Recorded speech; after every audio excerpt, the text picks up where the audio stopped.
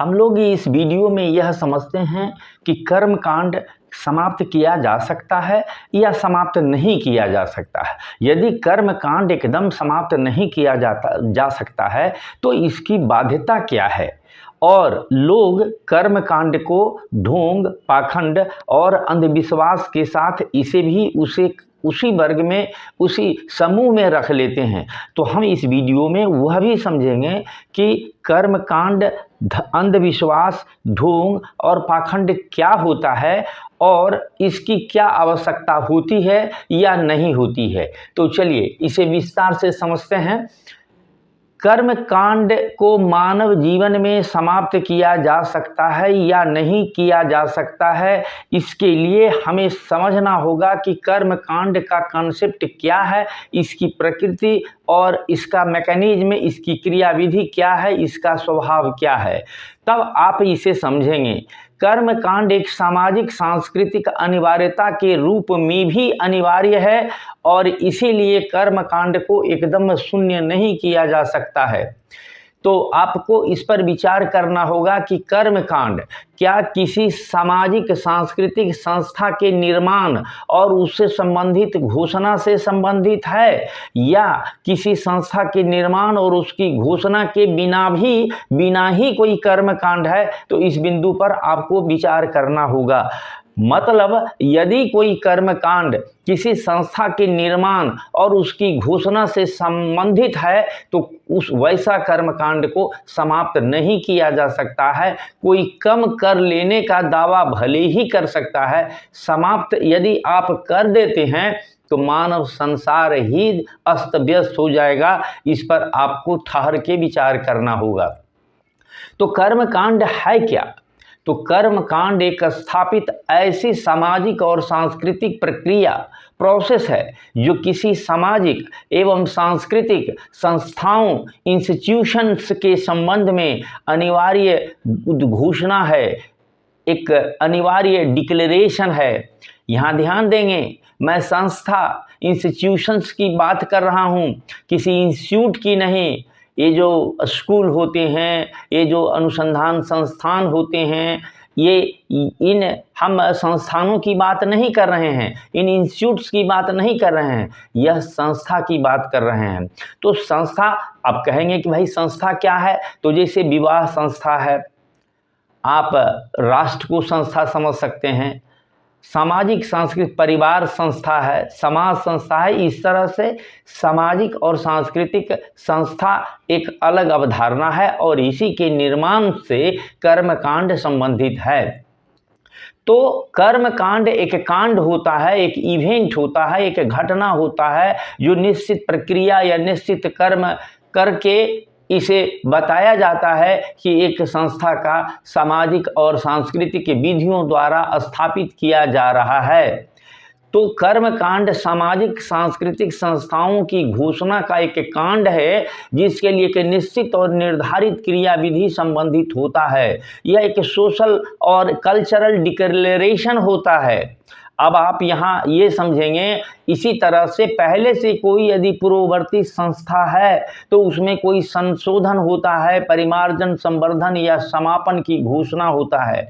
मान लीजिए कि कोई परिवार है पहले से, उसका मुखिया मर गया, तो एक सामाजिक सांस्कृतिक कर्म कांड करके यह बताया जाता है कि फलाने परिवार के जो सामाजिक सांस्कृतिक संस्था थे, उनका जो मुखिया था, जिनका सामाजिक और बहुत से दायित्व जो थे वो संसार में अब नहीं रहे और उनका उत्तरदायी, उनका पगड़ी उनके परिवार के फलाने व्यक्ति को दिया गया है। मतलब अब उन सामाजिक और सांस्कृतिक जो दायित्व हैं, जो कर्तव्य हैं, उनका निर्वहन फलाना व्यक्ति करेगा।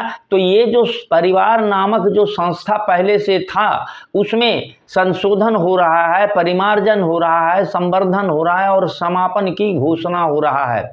इसी तरह से यदि परिवार में कोई बच्चा नया आता है या परिवार में पुनर्गठन हो करके विवाह के द्वारा एक परिवार की शुरुआत होती है तो इससे संबंधित घोषणा के लिए ही कर्म कांड आवश्यक होता है। इस बात को इस रूप में समझना है।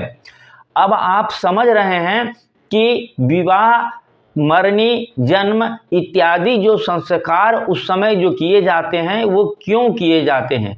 आप देखेंगे कि पशुओं में और मानव में एक ही चीज का बहुत बड़ा अंतर होता है कि पशु जगत में संस्था नहीं होता है, उसमें कोई समाज नहीं होता है, कोई परिवार नहीं होता है। भले आप प्रिमिटिव स्तर पर पा सकते हैं, ये अवस्थाओं का परिणाम हो सकता है, लेकिन सामान्य पशु में परिवार नहीं होता है, समाज नहीं होता है, विवाह नहीं होता है, मतलब ये सामाजिक सांस्कृतिक संस्थाएं नहीं होता है। इसीलिए पशुओं ने इस संसार का निर्माण नहीं किया है जो मानवों ने किया है।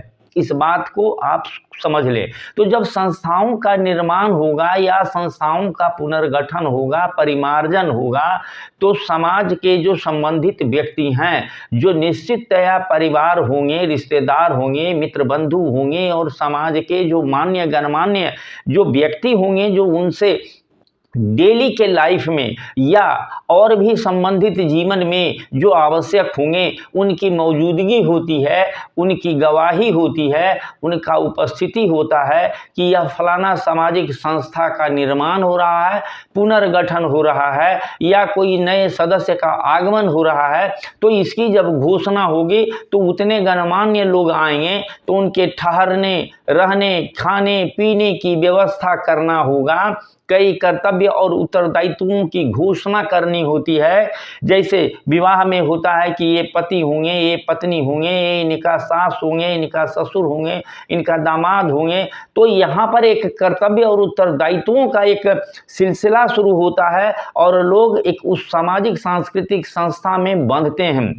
कुछ पश्चिमी जगत के दार्शनिक आधुनिकता के मोह में या आधुनिकता की अवधारणा में इन सांस्कृतिक संस्थाओं का, सामाजिक संस्थाओं का माहौल उड़ाते हैं, लेकिन वैसे लोगों का वही हश्र हुआ जो अन्य पशुओं का नहीं, अन्य पशुओं का हुआ। मतलब उन लोगों ने, जिन लोगों ने संस्था का निर्माण नहीं किया, आज उनके बच्चों की, उनके आगे की पीढ़ियों की कोई परंपरा स्थापित नहीं है।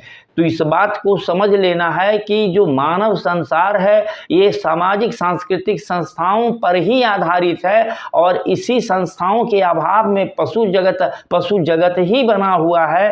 तो इन सामाजिक संस्थाओं के घोषणा, पुनर्निर्माण इत्यादि के लिए ही कुछ कर्मकांड करने पड़ते हैं। प्राचीन काल में तो और कृषि प्रधान व्यवस्था था। लोग कृषि सीजन की जो समाप्ति का जो रिलैक्स अवधि होता था, उसी में ये कर्मकांड होते थे और वो लोग आते थे, उसी अनुसार कई दिन रुकते थे। तो कर्मकांड उसी तरह से उनके इंटरटेनमेंट के लिए वो विस्तार होता जाता था। तो आप ये सांस्कृतिक और सामाजिक आवश्यकता को समझ रहे हैं।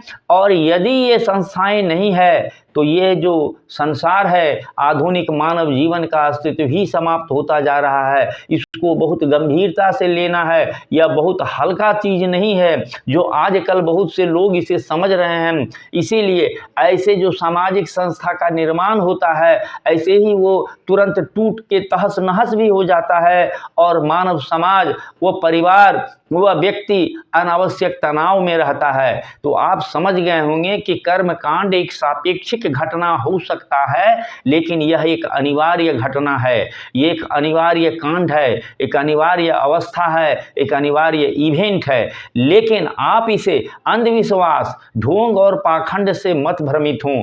तीनों को मैं स्पष्ट रूप से समझाता हूं। अंधविश्वास, ढोंग और पाखंड लोगों की अज्ञानता या मूर्खता से संबंधित हो सकता है, लेकिन कर्मकांड को इसी श्रेणी में आप नहीं रख सकते हैं। कर्मकांड की सामाजिक और सांस्कृतिक अनिवार्यता होती है जो संस्थाओं के निर्माण में अभिव्यक्त होता है। अंधविश्वास उस विश्वास को कहते हैं जिसका कोई तर्क, कोई विचार नहीं होता है और जो सत्य के रूप में उसे विश्वास कर लिया जाता है। मतलब आधारहीन, बिना कोई तर्क, तथ्य के, विचार के, विवेकशीलता के किसी को सत्य के रूप में विश्वास कर लेना और उसका अनुपालन कर लेना ही अंधविश्वास है। इसी तरह से ढोंग क्या है? ढोंग एक वह अवस्था होता है जिसमें कोई व्यक्ति अपने को वह दिखाता है जो वह वास्तव में नहीं होता है, उसे ढोंग कहते हैं। जैसे आए दिन आप सोशल मीडिया में सुनते होंगे कि कोई फर्जी अधिकारी पकड़ा गया, मतलब वो अधिकारी वास्तव में नहीं है और अपने आप को अधिकारी बनने का ढोंग कर रहा है जो वह नहीं है, इसको ढोंग कहते हैं। जैसे कोई व्यक्ति हमारे जैसा साधारण व्यक्ति है और वह अपने को बताता है कि नहीं, मुझ पर जो है ईश्वर की विशेष कृपा है और ईश्वर ने मुझे विशेष कार्य के लिए भेजा है, तो ये जो बात जो कही जा रही है, यही जो उसका जो दावा है वह ही ढोंग हो सकता है। पाखंड किसी कर्म कांड से संबंधित होता है, ढोंग जहाँ व्यक्ति से संबंधित है वही पाखंड पूर्णतया कर्म कांड से संबंधित है कि जो अवांछित या अवैज्ञानिक क्रिया विधि या आप जो करते हैं उसको पाखंड कहते हैं। तो कमोबेश सब इस एक दूसरे से जुड़े हुए हो सकते हैं, लेकिन आप इसको कम करने का दावा कर सकते हैं, लेकिन कोई यह दावा नहीं कर सकता है कि इसे समाप्त कर दिया गया है। आप इसे आंदोलन चला करके समाप्त नहीं कर सकते हैं, इस बात को समझेंगे। तो संस्था की जब बात हो रही है, सामाजिक और सांस्कृतिक संस्था की, तो आज राष्ट्र नामक एक संस्था की भी बात किए जाने की आवश्यकता है।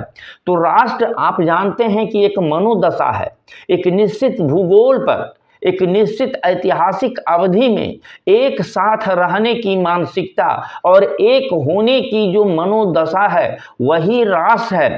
तो इसका जो संस्था का जो निर्माण होता है, इसमें कर्म कांड के रूप में आप इसके जो है जो राष्ट्र का जो राष्ट्रीय ध्वज को ले सकते हैं, उसके प्रतीक को ले सकते हैं, उनके प्रतीक चिन्हों को ले सकते हैं, उनसे संबंधित गायन या आयोजन या स्थल, ये सब क्या है? ये सब राष्ट्र नामक संस्था के कर्म कांड से जुड़े हुए पक्ष हैं। तो राष्ट्र के मजबूती के लिए आपको इन कर्म कांडों को करना होता है, इस बात को भी समझना आपको जरूरी है। तो आप कर्म कांड के सांस्थानिक इंस्टीट्यूशनल एस्पेक्ट को समझे बिना विरोध करने लगते हैं और इसीलिए आप जो है इसको ऐसा नहीं करें। यह समझें, हाँ, खर्च कम करने के लिए या अनावश्यक दिखावा करना, ये सब जो है बिना, चूंकि आप कारण नहीं समझ रहे हैं इसीलिए आप उसका अनुकरण कर रहे हैं, लेकिन इसका जब मूलभूत कारण पर आप जब जाएंगे तो बाकी चीज समझ जाएंगे कि यह चीज आवश्यक है और यह चीज अनावश्यक है। जो चीज अनावश्यक है उसको आप कम कर सकते हैं, उसको अपनी सुविधा के अनुसार से संशोधित परिवारजित कर सकते हैं। तो मानव एक सामाजिक प्राणी है, कहता है सामाजिक प्राणी है। तो समाज क्या होता है? यह एक संबंधों का जाल होता है जो पशुओं में नहीं होता है। आप देखते होंगे कि रेलवे प्लेटफार्म पर ट्रेन आने के समय भीड़ जुट जाती है या नेताजी के आगमन पर मैदान भर जाता है, वह समाज नहीं होता है, वहाँ झुंड होता है, भीड़ होता है, जो पशुओं में भी होता है। लेकिन समाज जो है ये वेब ऑफ रिलेशनशिप है, ये संबंधों का जाल है। जैसे आप यदि शादीशुदा हैं और अपने ससुराल जाते हैं तो आप देखेंगे कि वहाँ एक विशेष तरह का संबंध है। आपकी पत्नी की हम उम्र जो महिलाएं होगी, लड़कियां होगी, उनका स्वभाव आपको एक खास संबंध में दिखेगा। उनके उस गांव के बुजुर्गों का जो आपके संबंध में व्यवहार दिखेगा वो लड़की के पिता की तरह संबंध स्थापित होते हुए दिखेगा। इसी तरह से जब विवाहित लड़की जब अपने ससुराल में आती है तो यहाँ भी उसी तरह से संबंधों के जाल में वो आती है और उसका एक निश्चित कर्तव्य और एक निश्चित दायित्व होता है। इसी सब का घोषणा उन सामाजिक संस्थाओं के, उन सांस्कृतिक संस्थाओं के निर्माण के समय होता है। और चूंकि ये प्रक्रिया चल रही है इस तरह से संबंधित और चीज़ों का, तो वही कर्मकांड हुआ। इसीलिए आप समझिए कि ये कर्मकांड अनावश्यक नहीं है, ये आवश्यक है, लेकिन इसका जो पक्ष है, जो आपके आर्थिक और आपकी सामाजिक स्थिति को देखते हुए है, तो आप इसकी मूल भावना का अनुकरण कर सकते हैं, लेकिन हूबहू सारा चीज़ के अनुकरण करने की ज़रूरत नहीं है। और इसी के लिए आपको चाहिए कि आप अपने समाज में संस्कारक की भूमिका में आएँ, आप संस्कारक की भूमिका में आएँ और भारतीय संविधान के अनुच्छेद 29 में आपको यह मूल अधिकार के रूप में गारंटी दिया गया है। सुनने के लिए धन्यवाद। मेरे चैनल को अवश्य सब्सक्राइब करें, शेयर भी करें। मैं अपने इस वीडियो चैनल में आपको पूरे समाज में, पूरे मानवता के विद्यार्थियों के लिए भी सभी पक्षों पर मैं नई बातों को बताने का प्रयास करता रहूँगा। सुनने के लिए धन्यवाद।